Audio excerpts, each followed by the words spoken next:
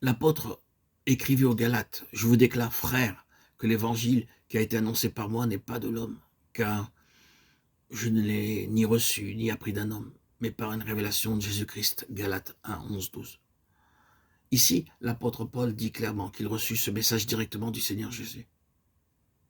Pensez au Seigneur glorifié avec les marques de sa passion sur ses mains, donnant lui-même à Paul l'explication de sa croix. Je l'ai reçu par une révélation de Jésus-Christ. La mort de Christ nous presse, parce que nous estimons que si un seul est mort pour tous, tous donc sont morts. Il est écrit très nettement que tous ceux pour qui il mourut, moururent avec lui. Ceci est la base de la vie de Dieu en nous. À moins d'avoir ce fondement clair et vrai, ce n'est que superficiellement que nous bâtirons.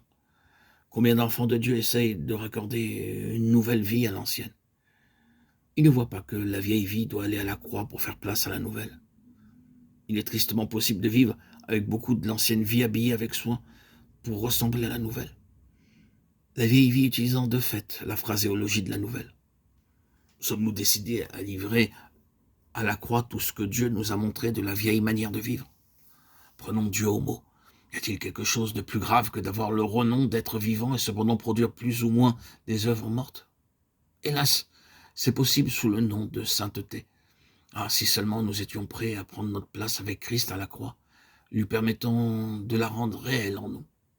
Alors, il y aurait de la place pour le torrent de vie et d'amour divin, de sorte qu'il entre et possède tout notre être.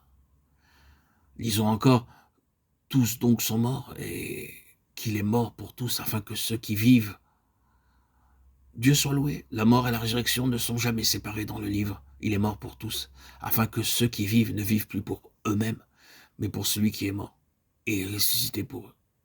C'est le résultat béni. Désormais pour lui, au lieu de pour moi. À partir d'aujourd'hui, pour lui, matin, midi et soir. Ainsi, nous marchons de jour en jour, ayant pris par la foi cette ferme position. Seigneur, je livre la vieille vie à la croix, je prends ta vie au lieu de la mienne.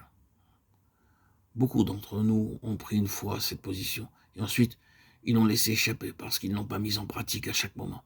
Ils ont oublié qu'une fois n'est pas assez. Ce doit être portant toujours la mort de Jésus afin que la vie de Jésus soit aussi manifestée. 2 Corinthiens 4,10. Nous devons garder le fondement de la croix clair et vrai. Dès le départ, les deux aspects doivent aller ensemble. La vie par la mort et la mort comme la base de la vie tout le long du chemin. Après avoir pris notre place avec Christ, ce qui veut dire que nous devons abandonner résolument la vieille vie à la mort. Le diable dira, tu as dit que tu étais crucifié, n'est-ce pas? Que dis-tu au sujet de ceci ou de cela? N'est-ce pas le moi? Alors, nous devons, à propos, dire simplement, j'ai tout livré à la croix.